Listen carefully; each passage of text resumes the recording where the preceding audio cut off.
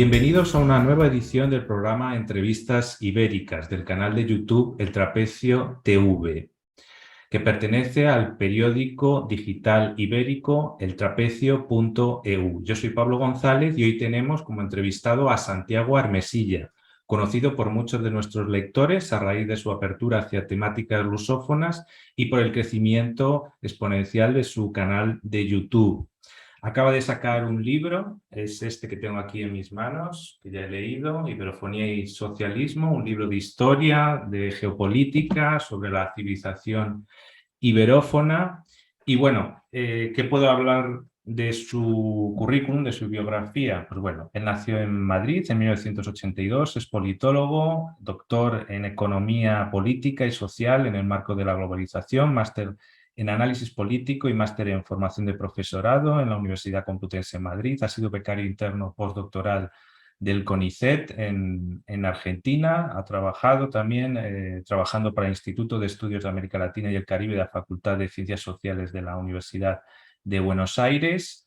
Actualmente trabaja como productor y editor de vídeos de divulgación en YouTube desde perspectivas de las ciencias sociales y humanidades, desde el materialismo político, y ha publicado artículos y libros a lo largo de los últimos años. En 2015, Trabajo, Utilidad y Verdad, El marxismo y la cuestión nacional española, 2017, La economía en 100 preguntas, en 2018, Breve historia de la economía, 2019, La política en 100 preguntas, 2020, y La vuelta del revés, en 2020 también. Ha escrito artículos en ABC, Vox Populi, y es miembro de Vanguardia Española. Este libro se va a presentar, aunque ya entiendo que se puede adquirir a partir del 6 de octubre.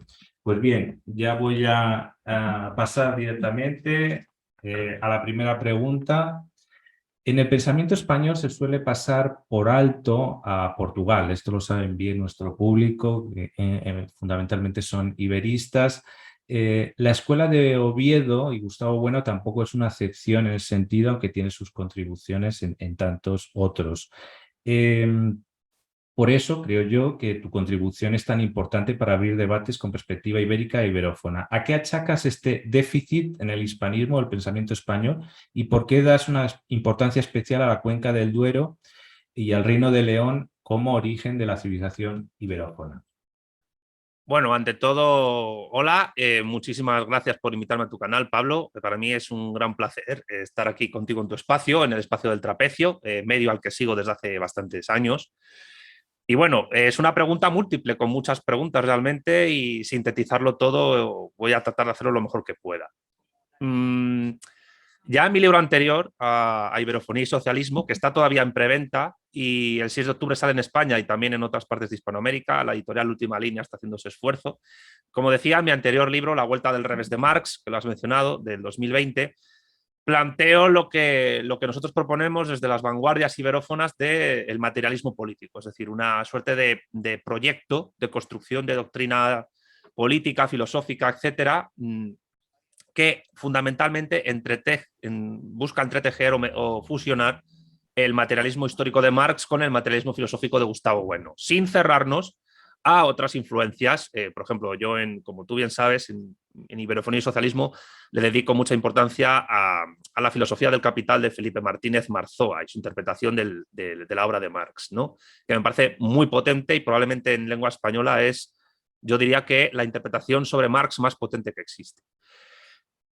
Por lo menos del capital. Dicho esto, yo creo que hay un problema que se deriva de la propia historia, y es que en el momento en que Portugal y España separan hace 4 siglos sus caminos, mirando Portugal, digamos, más al mundo anglosajón y mirando España más al mundo francófono francés, aunque con posterioridad ambos con los siglos van convergiendo en una orientación que es más germánica de la Unión Europea y estadounidense por la OTAN, evidentemente, aunque Portugal entró antes en la OTAN que España.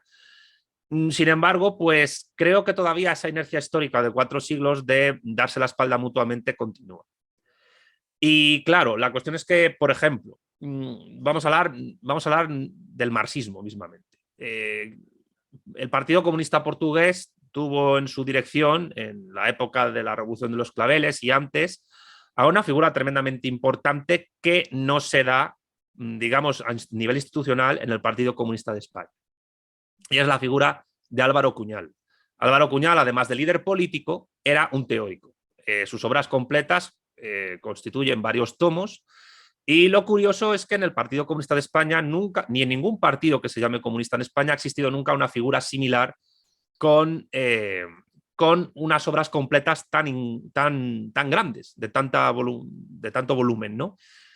Y claro, al mismo tiempo, pues, digamos que en Portugal, pues los autores marxistas españoles que se puedan conocer pueden ser destacados en algún campo en concreto, pero no tienen, digamos, no proponen una suerte de marxismo adaptado a la realidad histórica española de manera amplia.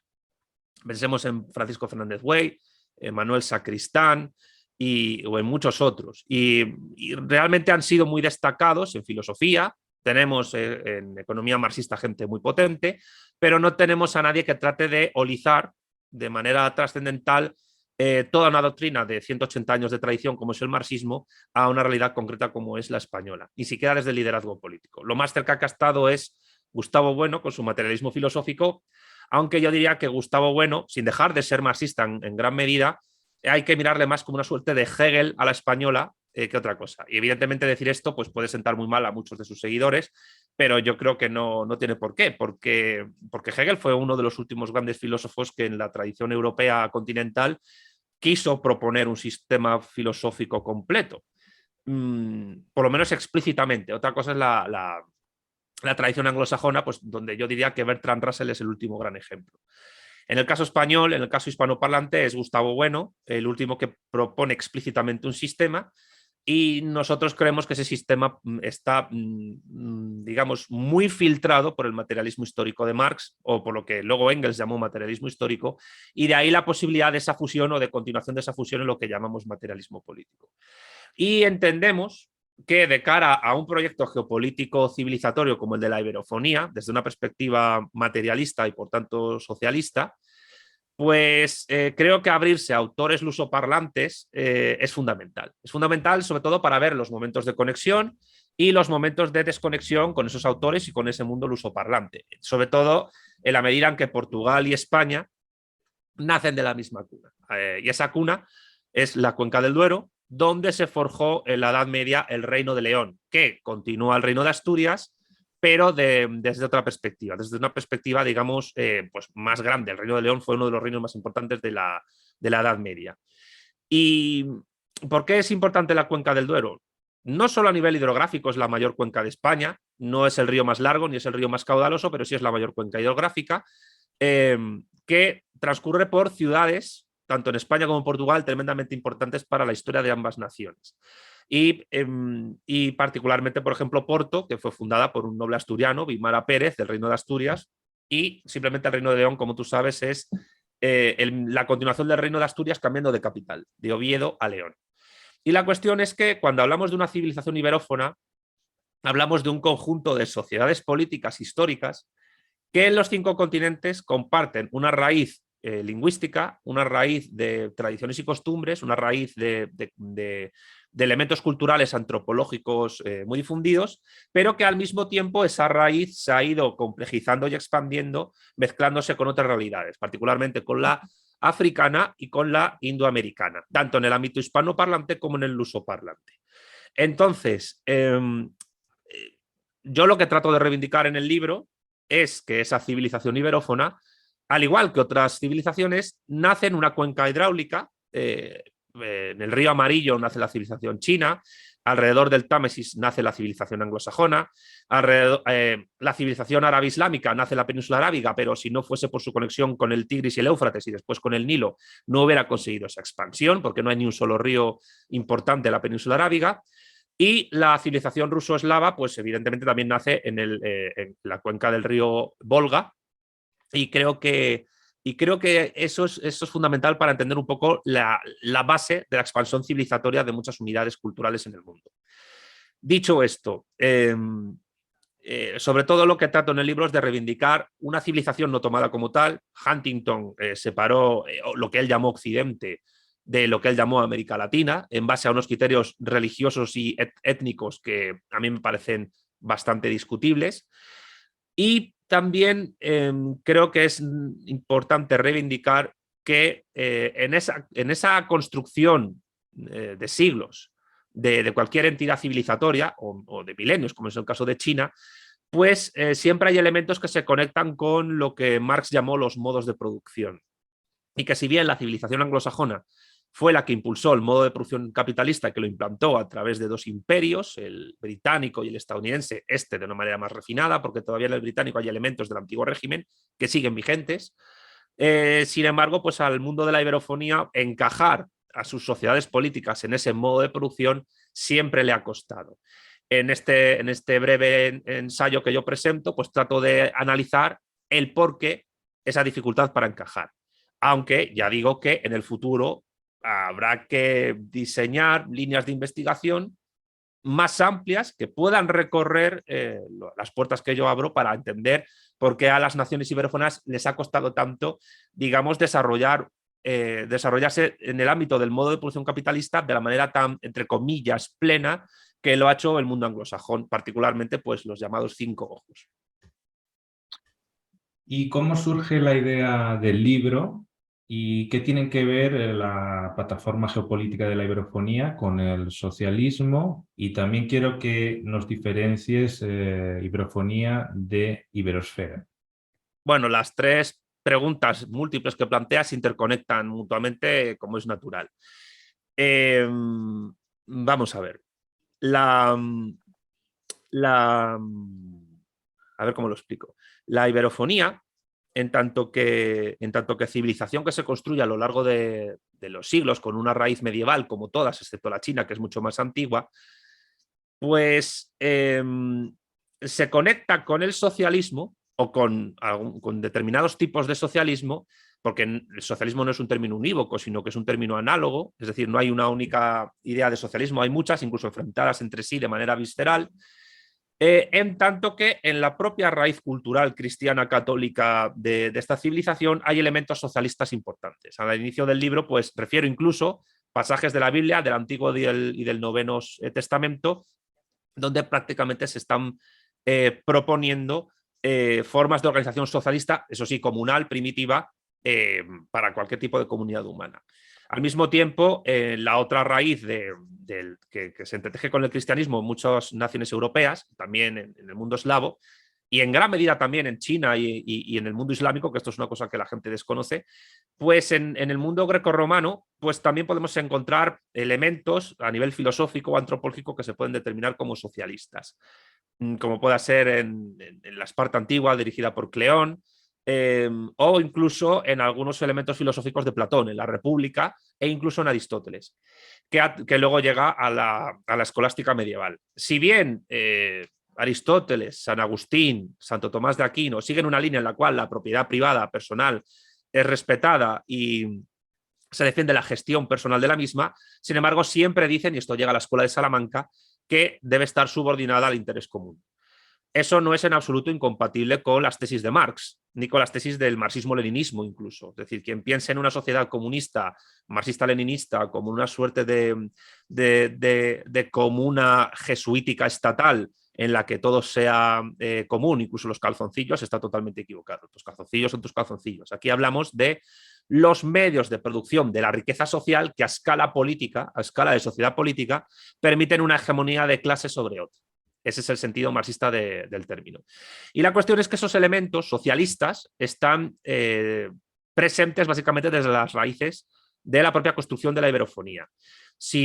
Yo creo que si uno estudia la forma en que se establecen los derechos de propiedad e incluso los derechos personales, tanto en hombres como mujeres, en la Edad Media durante la Reconquista, y después en el ámbito de la conquista y expansión de los imperios español y portugués, puede encontrar elementos socialistas. Claro, esto puede ser polémico porque evidentemente también existió esclavitud y también existieron abusos sobre poblaciones nativas, pero digamos que hay elementos de derecho, jurídicos y también elementos teológico-filosóficos que derivan a una idea de propiedad privada de tipo católico que no concuerda o es incompatible incluso con la idea de propiedad privada del mundo protestante, calvinista sobre todo y anglicano. El luterano habría que analizarlo de otra manera, que conecta más con la forma de organización de la propiedad privada capitalista, del modo de producción capitalista, que con la católica. Y eso es uno de los elementos que explica también esa dificultad del mundo católico para injertarse de manera exitosa, entre comillas,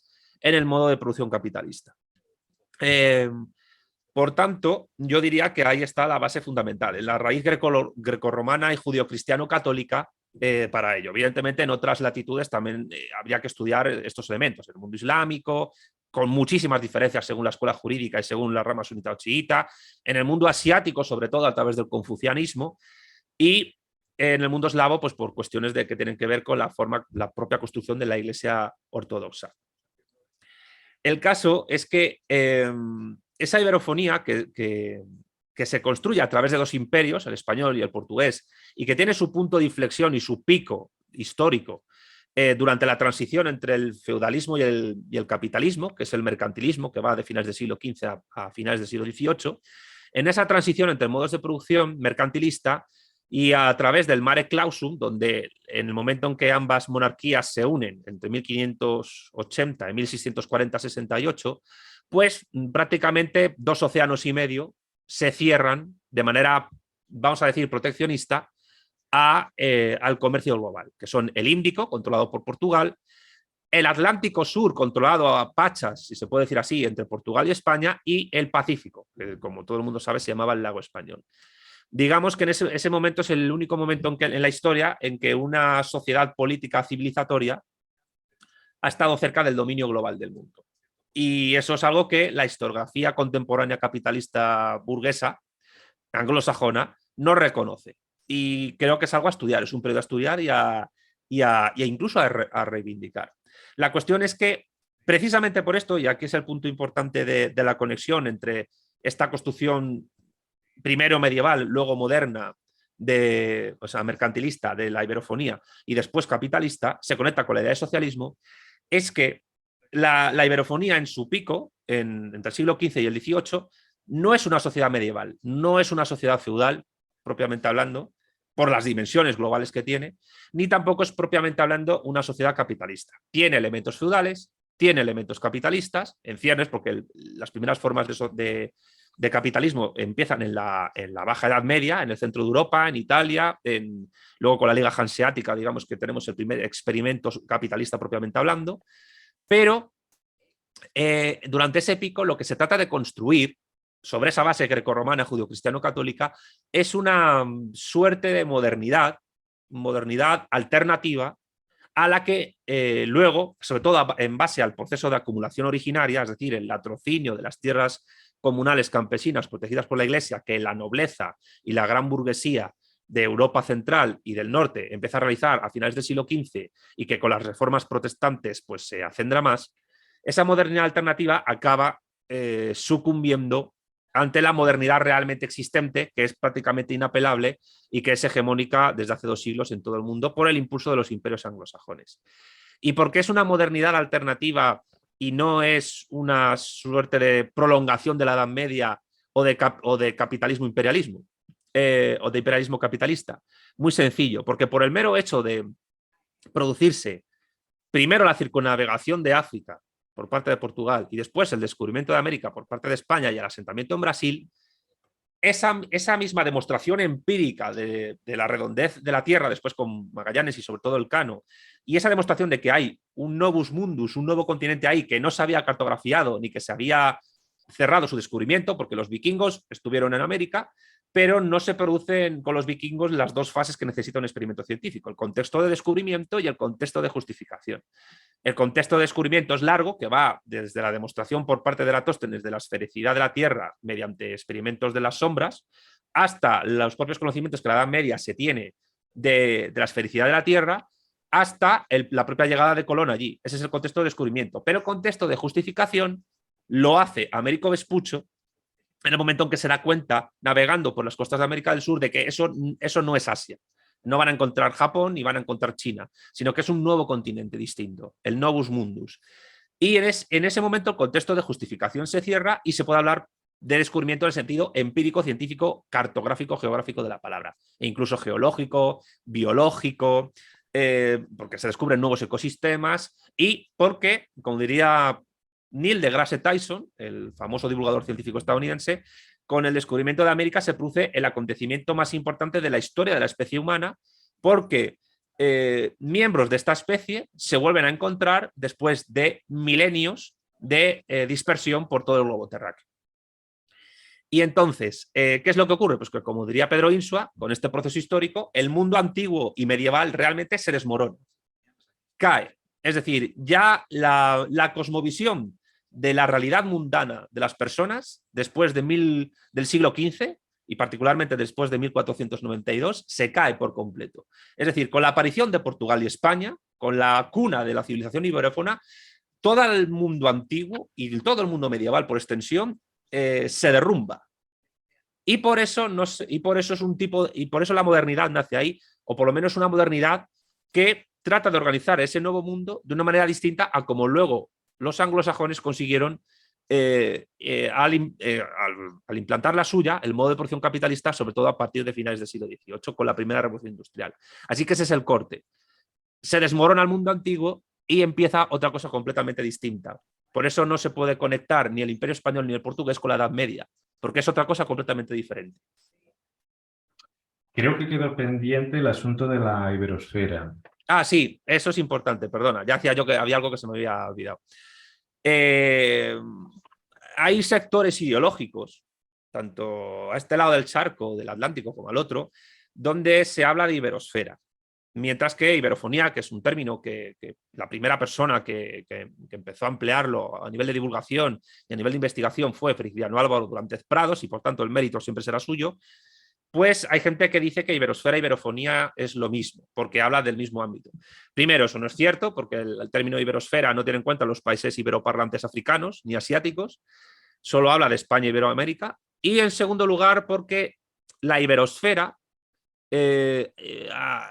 yo trato de hablar de ello en el libro, pues es una suerte de analogía de la anglosfera, en la cual hay un centro evidente, que es Estados Unidos y el Reino Unido, en segundo lugar Canadá, Australia y Nueva Zelanda, y en tercer lugar el resto de la Commonwealth, que son los pobretones del mundo anglosajón. Y digamos que la idea de iberosfera hay una analogía de la anglosfera en tanto que se busca que todavía España pueda ser el centro del mundo iberófono. Yo creo que esto es algo completamente desacertado. Si bien España es un país desarrollado, aunque su proyección industrial ha sido muy minada en las últimas décadas, sin embargo, a nivel demográfico, a nivel de recursos naturales y a nivel incluso geoestratégico, el centro de la iberofonía no puede estar en España ni en Portugal, no puede estar en la península ibérica. Está en primer lugar en Iberoamérica y en África, sobre todo en Iberoáfrica. Hay que tener en cuenta la cuestión africana, sobre todo, lo dije ayer en un debate en otro canal de YouTube, porque los procesos de descolonización de las naciones iberoparlantes africanas son, digamos, como de ayer, a nivel histórico. Es decir, empiezan sobre todo en la segunda mitad del siglo XIX, que es cuando se produce el proceso gordo de la descolonización, después de la Segunda Guerra Mundial, y por tanto son actores muy recientes en el concierto internacional de las naciones. Angola y Mozambique, Guinea-Bissau, etcétera, se independizaron de Portugal prácticamente después de la Revolución de los Claveles, en el 74.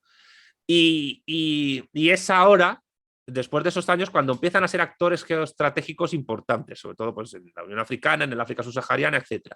La cercanía cultural e idiomática con Iberoamérica es total porque hablan portugués y además los acentos portugueses estándar de Mozambique y Angola son bastante comprensibles a nivel de escucha para un hispanoparlante. Yo emplazo a cualquier persona que vea un telediario angoleño que va a entender prácticamente todo a la perfección de lo que se está diciendo. Va a ser incluso más fácil entender a un angoleño hablando portugués para un hispanoparlante que a un portugués de Portugal o incluso que de Brasil, dependiendo de la zona, porque hay acentos muy variados.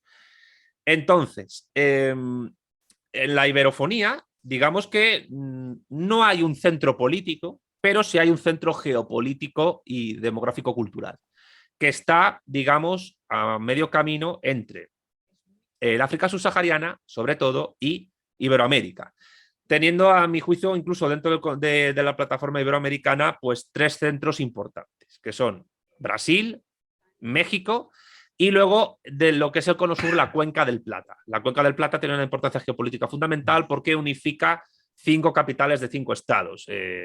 Brasilia, también la ciudad de San Pablo en Brasil, Sucre, Asunción, Montevideo y Buenos Aires. Y es un sitio lo suficiente, y además es una cuenca hídrica, es una cuenca hidráulica, para que veamos la importancia del agua y de los ríos en esto de la geopolítica, ¿no? Yo diría que alrededor de la Cuenca del Plata es el centro donde se puede organizar esa unión iberófona en muchos aspectos. Por esto de bañar 5 capitales importantes y luego la ciudad más populosa y rica de toda América del Sur. México es un sitio importante, pero por su excesiva subordinación a Estados Unidos, digamos que más que vanguardia de la iberofonía serían la avanzadilla, porque evidentemente el gran peligro geopolítico demográfico de Estados Unidos, sin negar la importancia de China y Rusia, es México.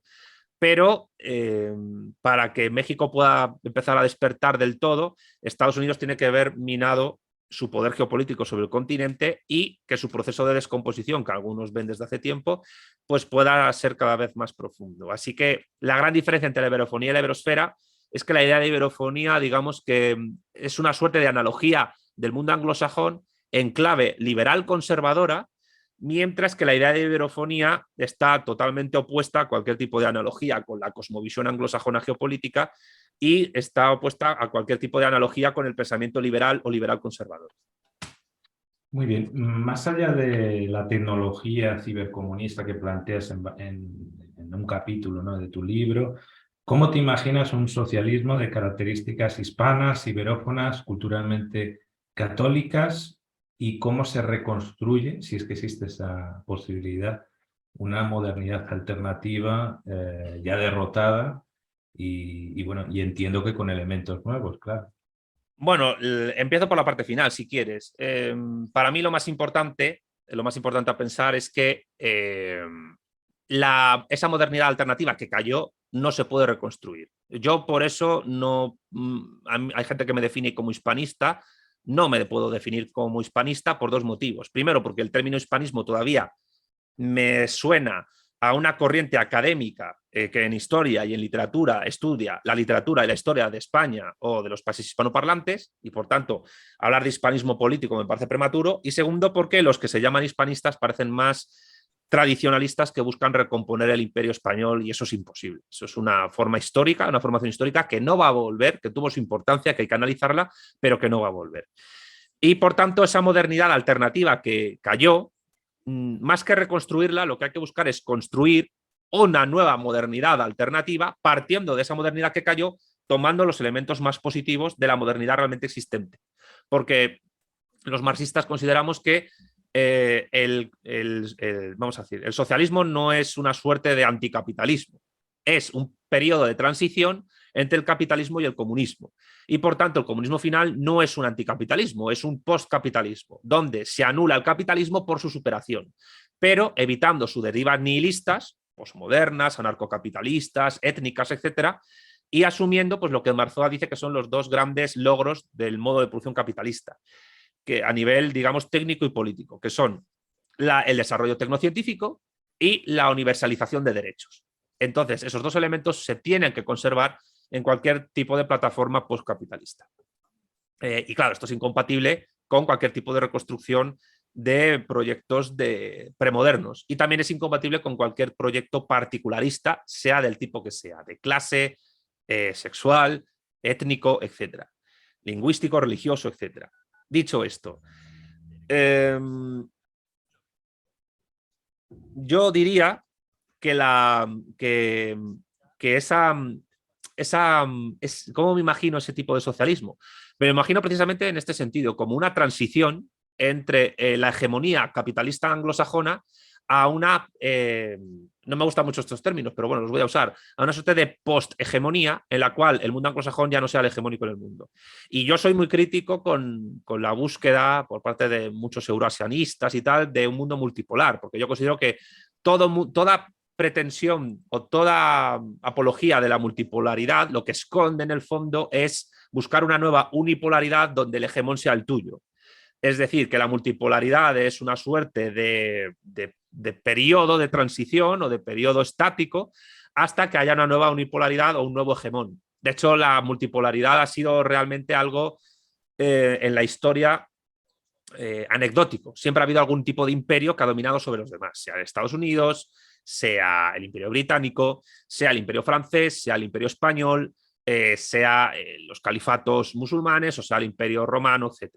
Lo que pasa es que todos los imperios caen. Entonces, yo me lo imagino como un periodo de transición donde haya que asumir lo bueno de la modernidad, evitando el nihilismo, es decir, universalización de derechos y desarrollo tecnocientífico, de ahí la importancia de la propuesta del cibercomunismo de Maxi Nieto, Paul Coxot, Alain Cottrell, el grupo Cipcon en España, que entienden que además esto permite una completa reconstrucción de lo que son las categorías de la economía política, entendiendo que la economía política es una tecnología política y no una ciencia, y que por tanto la información económica se objetiva a través de los soportes tecnológicos en los cuales se transmite, se desarrolla. Y que los precios comerciales no son la única fuente de información, hay muchas más fuentes, el propio valor de uso que la merciología estudia, los costes de producción, la ganancia media, incluso los elementos físicos de los propios mercancías, de los propios bienes y servicios, también es información económica, y todo eso cada vez se objetiva más a través de la tecnología, particularmente de Internet, de las transacciones mercantiles comerciales globales a través de Internet o del Internet de las cosas. Y de la inteligencia artificial, pues no te cuento nada. Es decir, que es precisamente desde la tecnología que desarrolla el capitalismo cómo el socialismo y el comunismo se pueden construir y cómo la burguesía y el proletariado, las dos clases antagónicas, pero que se necesitan mutuamente del capitalismo, puede llegar un momento en que ya no sean necesarias. Hay que decir, pequeño paréntesis que abro, pero importante, que en el capitalismo estas dos clases tienden a su propia disolución por la propia dinámica del modo de producción capitalista, pero que nunca se disuelven del todo, siempre se le vuelven a recomponer, precisamente por la forma en que la estructura económica moderna está establecida, mediante la competencia interempresarial e interestatal, y mediante la opacidad de la información económica entre estas unidades que compiten entre sí, que Marx y Engels llamaron anarquía de la producción. Y que, por tanto, mientras esa estructura se mantenga, la disolución de las clases sociales antagónicas que he dicho no se puede producir hasta que no haya una implantación de una transición socialista al comunismo que permita que la información económica a esta escala que estoy diciendo sea mucho más transparente. Esta es una condición sine qua non que Marzoa y la escuela Cipcom desarrollan y que tiene todo su sentido porque precisamente digamos que la producción de información económica en el capitalismo es social, pero su apropiación y por tanto su competencia es de clase, individual, entre comillas. Y por tanto, esa transición socialista tiene que romper con esa anarquía de la producción, con esa opacidad de la información económica. Que no, en la Unión Soviética lo intentaron en 4 o 3 ocasiones, pero con una tecnología muy rudimentaria en su época, los años 60, y aparte que hubo reticencias desde el propio poder soviético a que eso se desarrollara. Levemente, pues el proyecto CyberSyn en Chile con Salvador Allende también lo intentó, pero eso quedó abortado con el golpe de Estado. Pero es precisamente ahora cuando esa tecnología permite hacerlo. Esto no significa que toda la información cibernética se comparta, porque siempre habrá pues cloacas del Estado, etcétera, que no se puedan compartir o no se puedan conocer. Pero en lo que se refiere a la producción de bienes y servicios, la información económica e incluso la competencia y la emulación entre unidades económicas puede seguir desarrollándose con total éxito sin necesidad que exista opacidad. Opacidad que sirvió de excusa para el análisis de la escuela austríaca, sobre todo de von Mises, para hablar de la imposibilidad de cálculo económico en el socialismo. Pero bueno, estos términos económicos los explico en el libro de una manera mucho más desarrollada. Respecto a la conexión de ese socialismo con lo que me has planteado, Pablo, en la pregunta anterior. Creo que esto es importante. Cada socialismo tiene que construirse en cada sociedad política y en cada esfera partiendo de las propias tradiciones y costumbres que han conformado ese país o ese proyecto civilizatorio.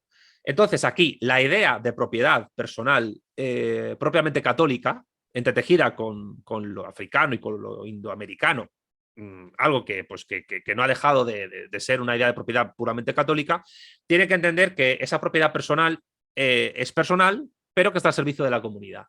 mientras que la propiedad privada capitalista anglosajona es una propiedad, digamos, mucho más egoísta y que deviene a la larga en un entretejimiento completo entre el poder político y el poder económico. Algo que se ve perfectamente, sobre todo a partir del proceso de acumulación originaria y después de la Revolución Gloriosa de Inglaterra en 1688, cuando la gran burguesía se ennoblece, gana títulos nobiliarios y la nobleza se aburguesa, se convierten en capitalistas. Esto es lo que explica la relación de clases en el mundo anglosajón y particularmente en Inglaterra, y en parte también permite entender luego lo que fueron las desamortizaciones liberales, tanto en la España del siglo XIX como en los países hispanoamericanos, en Brasil, etcétera, donde es un intento tardío de realizar lo que los anglosajones ya habían hecho y de realizar una acumulación originaria capitalista que el Imperio Español, por ejemplo, había conseguido con éxito retrasar hasta que ya no pudo más, hasta que ya no pudo retrasarlo más, y por eso en gran medida explotó. Porque el mare clausum se había acabado, empezó el mare liberum por pacto entre españoles y británicos, y eso conllevó que el contrabando de las élites oligárquicas de los puertos del Imperio Español pues ya no tuvieran cortapisas legales para convertirse en un poder político y económico. Así pues, yo creo que es una combinación entre las tradiciones, digamos, antropológico-culturales y económicas del mundo iberófono con lo mejor que nos ha dado la modernidad capitalista, que es la universalización de derechos y el desarrollo tecnocientífico, y la idea de que la opacidad de transmisión de información de bienes y servicios, que en gran medida es lo que se entreteje de manera fundamental en la estructura económica moderna con el antagonismo y la necesidad mutua entre burguesía y proletariado para existir como clases, el fin de esa opacidad, el fin de esa anarquía de la producción es lo que puede permitir que se avance a la disolución al final de esas dos clases en un sentido, digamos, constructivo y no nihilista, que implique pues, lo que Marx y Engels en el Manifiesto Comunista llamaban el hundimiento de las clases beligerantes. ¿Por qué? Pues porque un mundo postcapitalista no tiene por qué ser comunista. No hay una teleología determinista ahí, sino que puede derivarnos a un mundo, Santiago Niño Becerra lo ve de esa manera, más anarcolibertario, por llamarlo de alguna manera, más anarcocapitalista y posmoderno que otra cosa, donde siga habiendo anarquía de la producción, pero incluso las unidades básicas que compiten entre sí sean mucho mayores, mucho más múltiples, y la competencia sea tremendamente agresiva y, pues, digamos, fruto de un proceso de descomposición social al que el propio capitalismo ha abocado. Así que así es como yo pergeño esa posible transición socialista.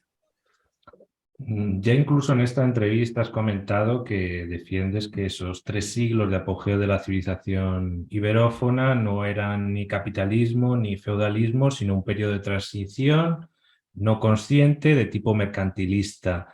¿Cómo un marxista analiza, por ejemplo, el reinado de Felipe II?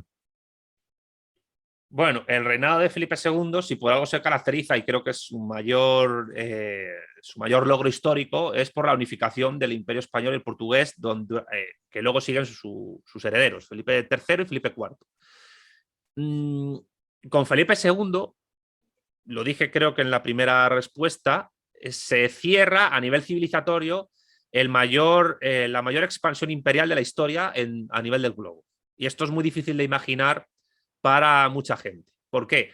Porque cuando se hacen comparaciones, Durantes Prados ha incidido en esto mucho tiempo, cuando se hacen comparaciones de extensión imperial en la historia, nadie niega lo espectacular a nivel de extensión que supuso el Imperio Británico, sobre todo en su pico de expansión entre finales del siglo XIX y después, brevemente, después de la Primera Guerra Mundial, 1919-1921. Aunque el Imperio Británico empieza a descomponerse, sobre todo con la independencia de Irlanda, que era una colonia británica. A la gente le cuesta mucho entender que en la propia Europa occidental existiesen colonias, pero bueno, ahí está Gibraltar. Y sobre todo también con la independencia de Egipto y de Sudáfrica. Y luego, pues los puntos de inflexión son el final del Raj británico, de la India, aunque la partición con Pakistán pues, fue dolorosa, como todos los partos, y después también con la nacionalización del canal de Suez y la pérdida de la hegemonía británica sobre ese canal después de la guerra del Sinaí, donde tanto la Unión Soviética como Estados Unidos le presentaron batalla a lo que quedaba del Imperio Británico y después ya no pudo recuperar nunca más una suerte de poder que pudiera medirse de tú a tú con soviéticos y estadounidenses. Claro, que ese imperio británico se basaba en el mare liberum. ¿Por qué? Porque necesitaban el libre mercado capitalista para que sus bienes y servicios se universalizaran.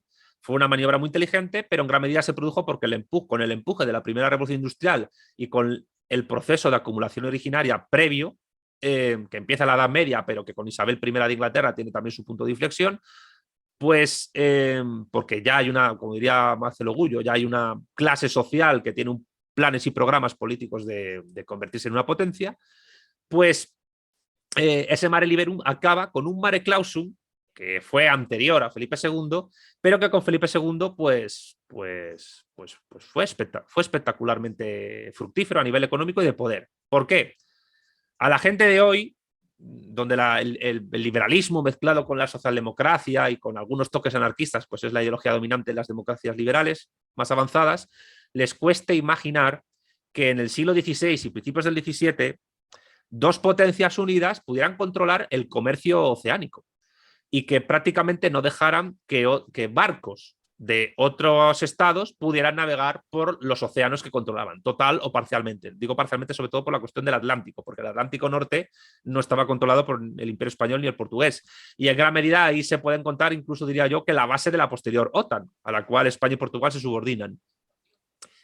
Entonces, ese mare clausum implica que el control y extensión territorial que el Imperio Español y el portugués tuvieron conjuntamente las coloca como la sociedad política de mayor extensión de la historia a nivel geopolítico, tanto de tierras emergidas como de mar, de océano, de tierras submarinas.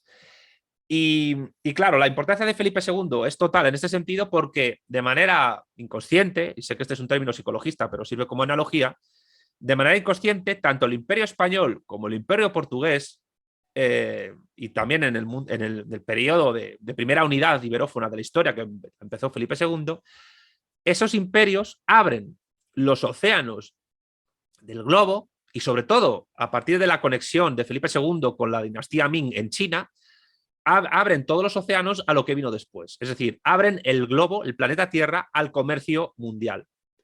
Y eso, de cara al desarrollo del modo de producción posterior al mercantilismo, que fue el capitalista, y de cara al desarrollo de las fuerzas productivas tecnocientíficas, geográficas, cartográficas, etcétera, supone un paso fundamental.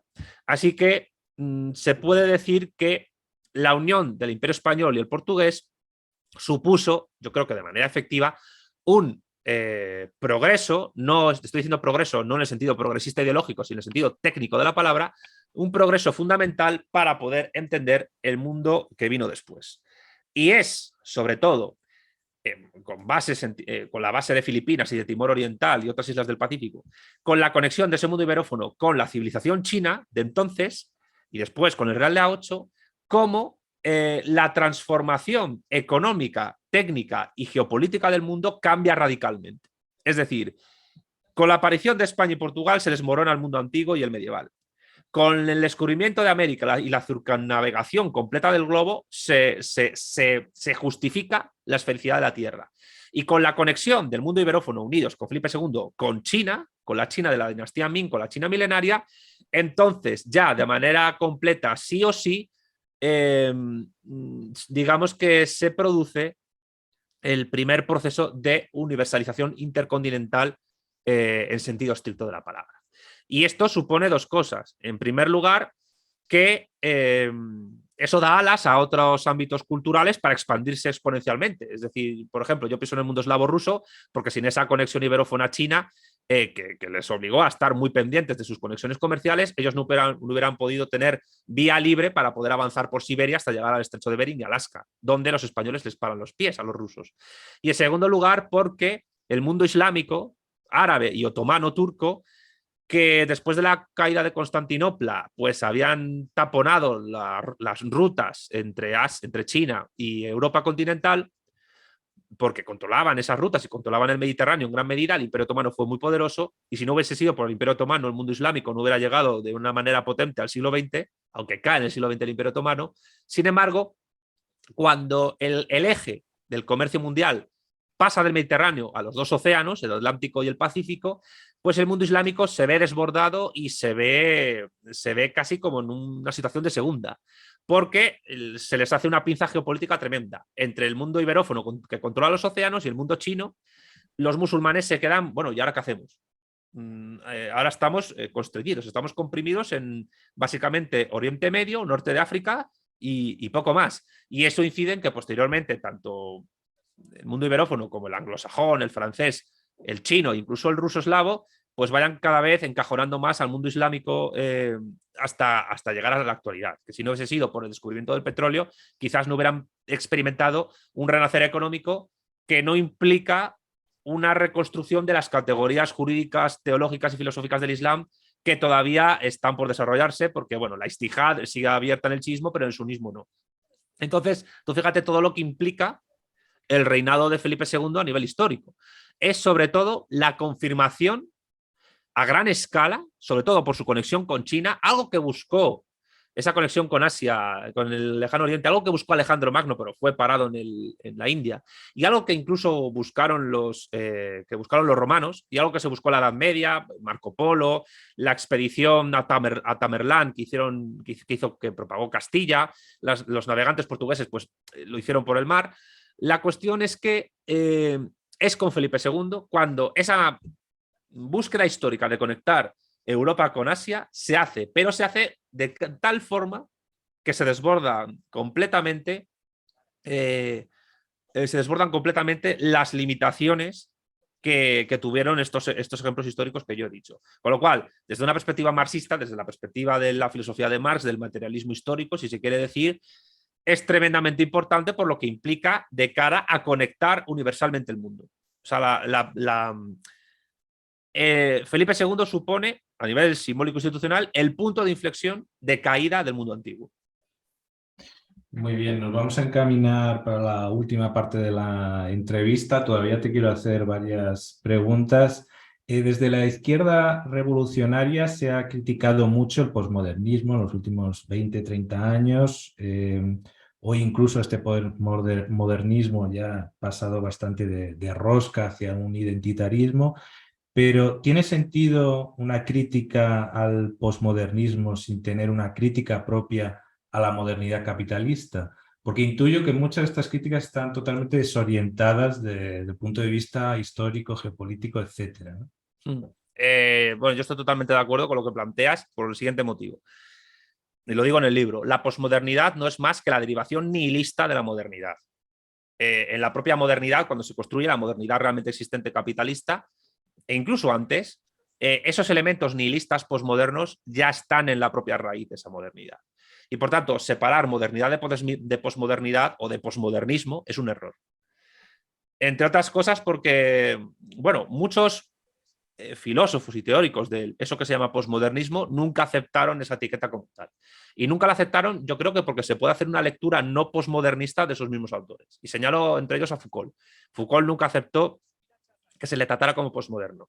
Y yo creo que Foucault, todo lo que se le puede achacar, sin embargo, a la hora de describir ciertos mecanismos de poder institucional, político y antropológico, es muy hábil, muy astuto y hay que tenerle en cuenta. Y leerle desde esa perspectiva es muy útil. Luego, creo que se ha sido y se sigue siendo muy injusto, y esto que digo a lo mejor puede resultar polémico, con la escuela de Frankfurt, con la teoría crítica.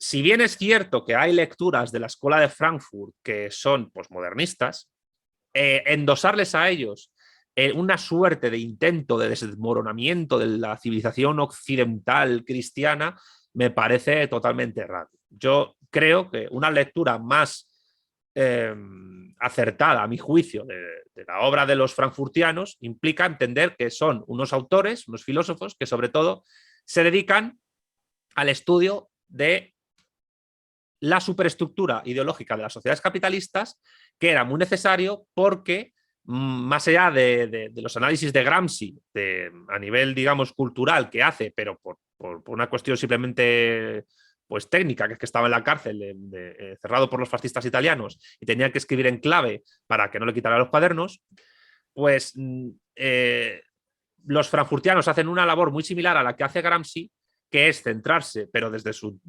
perspectiva filosófica, que es centrarse en el análisis de la superestructura capitalista, dejando de lado el análisis de la base, que estaba siendo capitaneado realmente por los partidos comunistas y socialistas del periodo de entreguerras y de después, donde la lucha política, la lucha de clase y la lucha sindical era muy acendrada.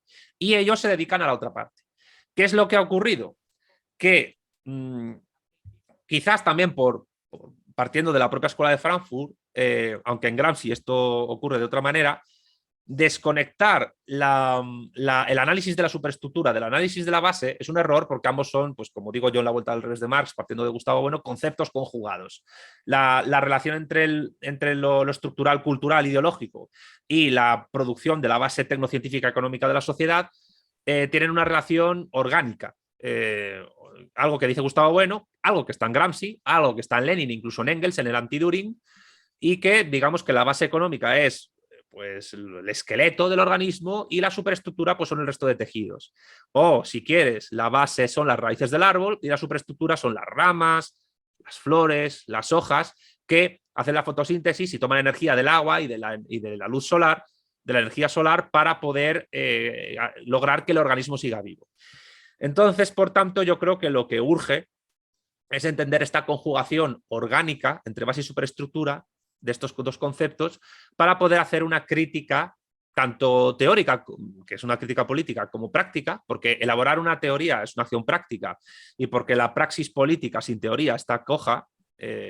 Yo desprecio, lo digo abiertamente, profundamente, a los que tachan de intelectualismo y de doctrinarismo, a los que dan una importancia enorme a estar en la calle, porque a veces estar en la calle es simplemente hacer una performance y evidentemente pues puede ser más efectivo a nivel político un canal de YouTube que unos chicos que están tocando el djembe o desfilando con banderas como si fuesen comunistas de los años 30, ¿no? Y al mismo tiempo desprecio a los teóricos que no tienen en cuenta la acción política, pero claro, es que, insisto, esto es algo que decía Marx, elaborar una acertada teoría, una acertada abstracción puede ser mucho más útil a nivel político de cara a una concreción de lucha. Y además, la teoría y la praxis se entretejen y se influyen mutuamente, porque la praxis va modificando la teoría y la teoría va mejorando la praxis.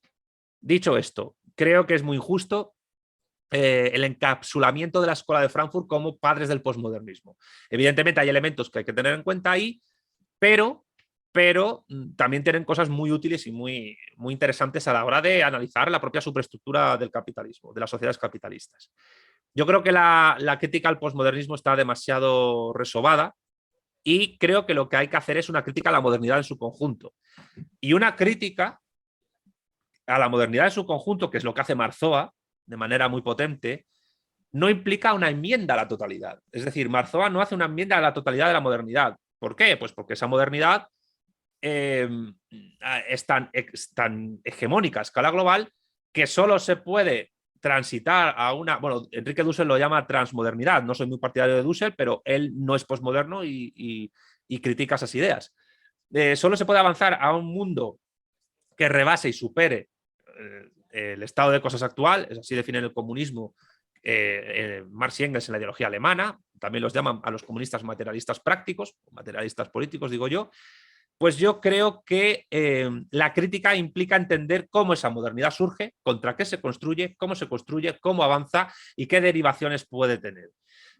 Y esas derivaciones solo pueden ser, según Marzoa, su conservación revolucionaria. Esta sería la verdadera revolución conservadora, no la de los grupos derechistas de Alemania del siglo pasado, de los años 20, conservadora de el desarrollo tecnocientífico y de la universalización de derechos, pero al mismo tiempo continuadora de ambas cosas, sobre todo en el ámbito tecnocientífico, pues las posibilidades son enormes, y evitar su, digamos, liquidación abstracta a través del nihilismo. Y ese nihilismo es la posmodernidad, pero no es solo la posmodernidad, es el anarcocapitalismo, que es una derecha posmoderna, o cualquier tipo de, incluso diría, de rememoración del pasado premoderno desde una perspectiva que realmente es moderna, que es lo que pasa con muchos tradicionalistas. Es decir, pienso, por ejemplo, en Dugin, y digo de paso que fue terrible cómo fue asesinada su hija, descanse en paz, pero claro, lo que plantea Dugin desde la idea de cuarta teoría política, a mi juicio, es algo más posmoderno de lo que parece. ¿Por qué? No porque vaya en el mismo sentido que la izquierda indefinida, que no es solo posmoderna, porque hay izquierda indefinida antiposmoderna, como por ejemplo el feminismo radical, sino porque lo que plantea Dugin es muy limitado todavía a las categorías del mundo democrático occidental cristiano.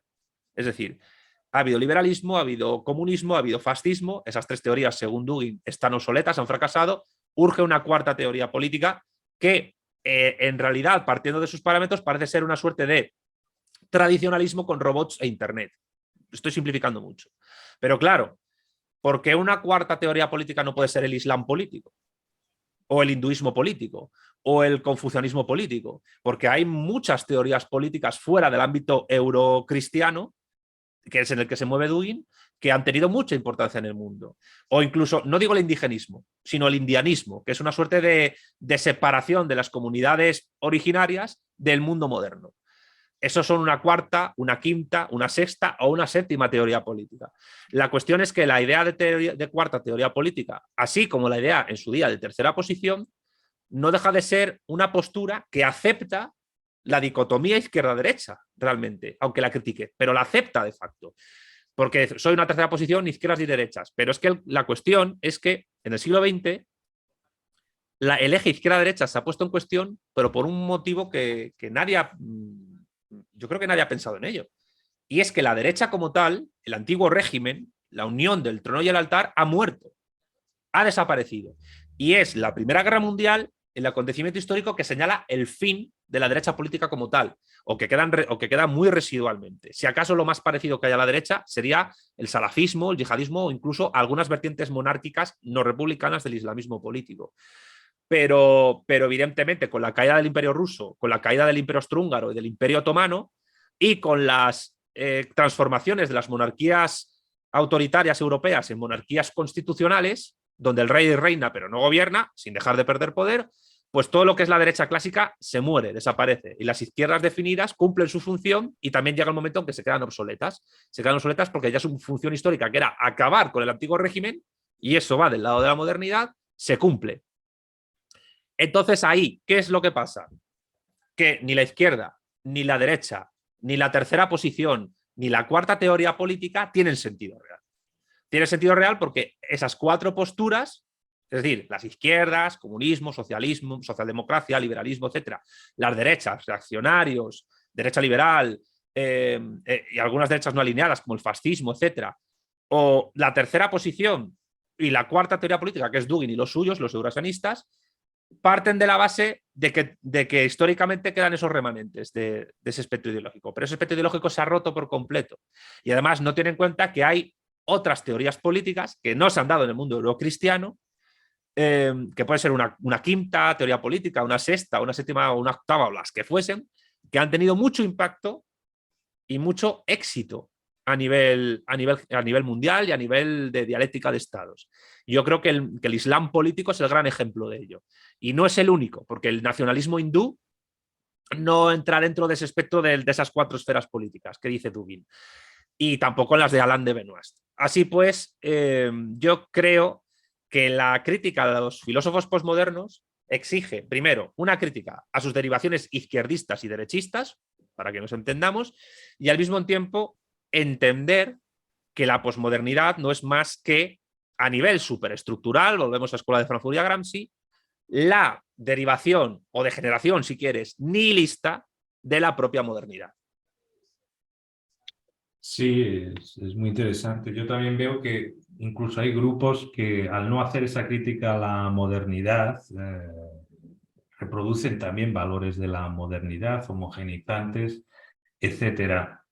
Bueno, ya estamos un poco fuera de tiempo, entonces te voy a pedir síntesis en las tres últimas preguntas que son más concretas, afortunadamente. Sí. Entonces, ¿qué papel le das a Brasil y a la lusofonía africana en la creación efectiva de esa plataforma geopolítica iberófona? Bueno, yo considero que Brasil es el punto de conexión del mundo hispanoparlante en América y el mundo lusoparlante en África. Entonces Brasil tiene una gran oportunidad de convertirse en expresión de Rejón, el núcleo irradiador de la iberofonía. Oportunidad que puede desaprovechar dependiendo de la correlación de fuerzas interna que exista en Brasil. porque casualmente la derecha brasileña mira más al atlantismo anglosajón que la izquierda. Y hay gente que dice, bueno, Lula se ha posmodernizado.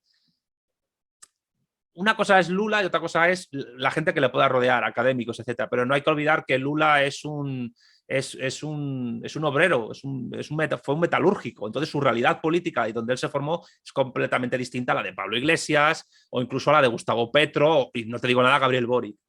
Entonces la Incluso cuestión es... te añadiría que él es un emigrante del norte, del nordeste, que es mucho más ibérico, tiene más Sí, influencia de la colonización ibérica y es un emigrante que fue hacia el Sao Paulo industrial y organizó todo aquel movimiento. Y como dices, hay mucha pluralidad entre los diversos movimientos que le apoyan, entre otros muchos católicos, ¿no? De izquierdas y derechas. bueno, eso es tremendamente importante. Y luego también la influencia del evangelismo en Bolsonaro también determina esto mucho la cuestión. Sí, yo diría que el noreste y el sur de Brasil son las zonas donde se puede encontrar más gente que tenga esta base o este background, como dirían los anglosajones. Entonces, creo que esa conexión a través de la CPLP y a través de la apertura de la SEGIB al mundo iberoafricano es tremendamente fundamental. Es decir, las grandes oportunidades aquí a nivel geopolítico son la conexión de Brasil con Hispanoamérica y la Iberoáfrica, y segundo, que eso influya en la propia Unión Africana a la hora de mejorar muchísimos ámbitos sociales del mundo africano. Así que digamos que, para resumir, Brasil es lo que te puede conectar a Perú con Angola y a México con Mozambique. Y en ese encuentro que Brasil puede hacer, pues también por su cuenta, angoleños y mozambiqueños pueden conectarse con peruanos, argentinos y mexicanos.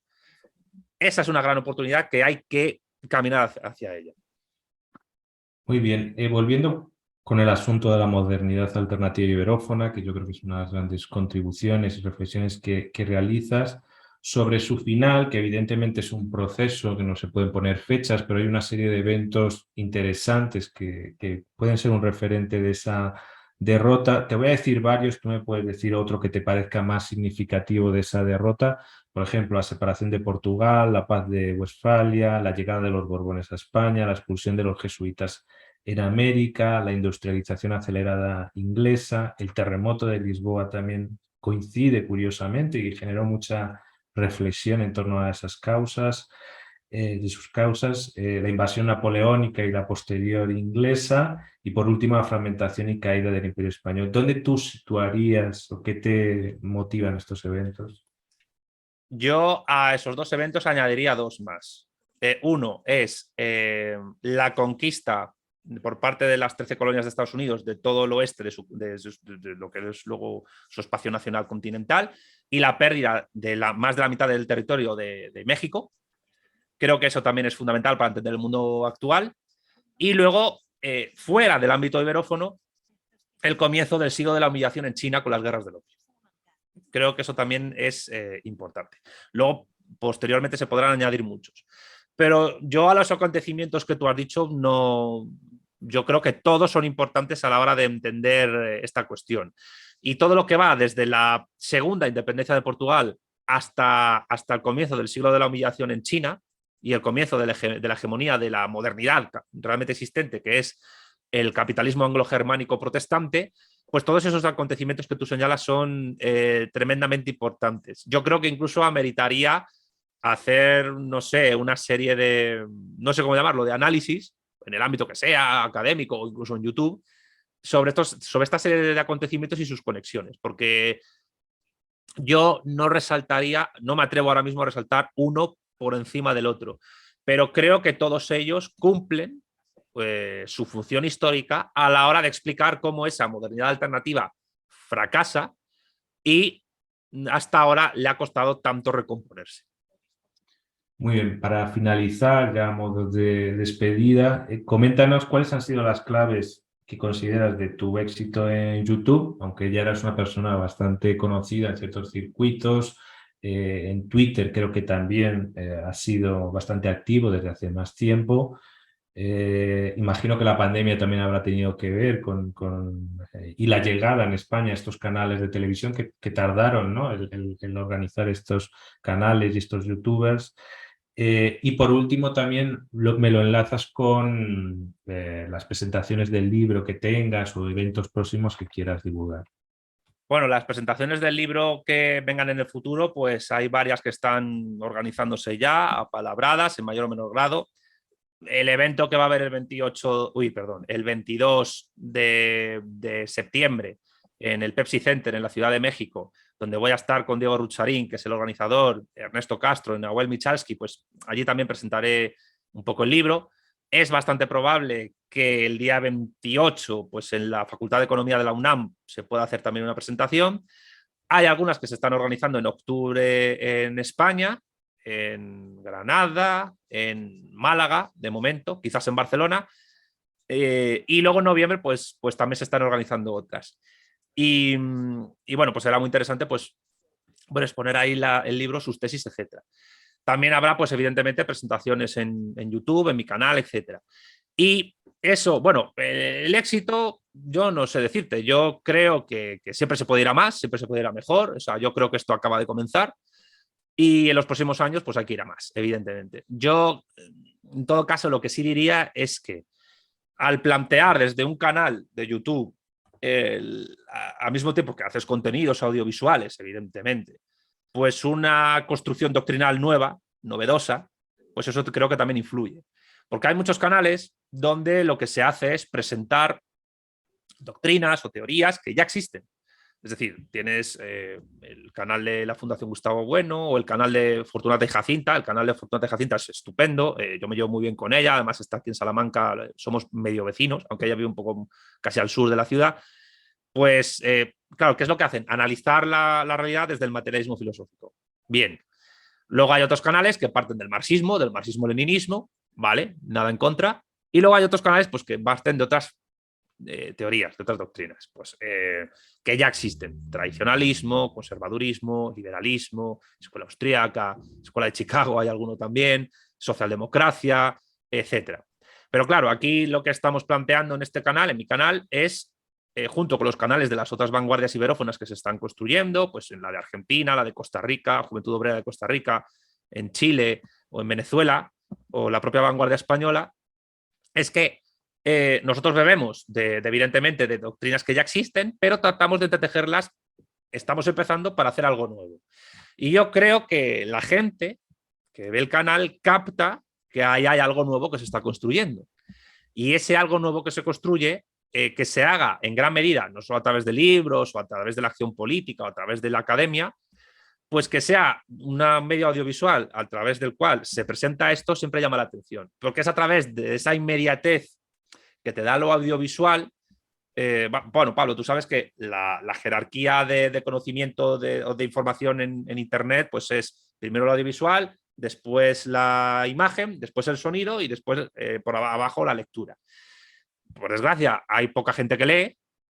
La lectura es importante, la escritura es muy importante porque sobre esa base se construye todo lo demás, pero luego están los podcasts, están los memes y está lo audiovisual, está YouTube. Pues aquí creo que la novedad y lo que llama la atención es que la gente pueda ver potencia o análisis interesantes y en ocasiones certeros que partan de una doctrina nueva que se está construyendo, que es el materialismo político. Yo creo que ahí está, digamos, la clave de cómo avanza la cosa. Y ya insisto, nosotros queremos ir a más, esto acaba de empezar y estamos abiertos a colaborar y a entretejernos con cualquier tipo de gente que esté interesada en lo que nosotros planteemos. Sea en España, en Portugal, en Brasil, en Angola, en México o en Estados Unidos o donde haga falta. Así pues, yo creo que ahí está la clave. Y bueno, tengo 40 años recién cumplidos casi, entonces pues ya no soy joven, ya soy viejoven, como quien dice, pero pues digamos que me quedarán otros 40 como mínimo para poder seguir dando de qué hablar de cara a la construcción de este materialismo político que es algo incipiente. Así que YouTube es un canal más y hay que aprovechar. Sin duda, incluso también añadiría pues esa relación dialógica, ¿no?, con los propios lectores que pueden hacer preguntas en los chats. Sí. Y sí, realmente eres un gran traductor de todas esas teorías evidentemente también eres un teórico en ese sentido. Pues nada, yo te agradezco que hayas estado aquí, Santiago. Recomiendo a nuestros lectores del Trapecio y a tus seguidores también que nos sigan en nuestro canal de YouTube, eltrapecio.tv, también en nuestra página web que diariamente la actualizamos, eltrapecio.eu, y como sabéis, pues en la editorial Última Línea tenéis este magnífico libro, Iberofonía y Socialismo. Pues hasta la próxima edición de Entrevistas Ibéricas o de Conexión Ibérica. Hasta la próxima, Santiago. Hasta la próxima, chao.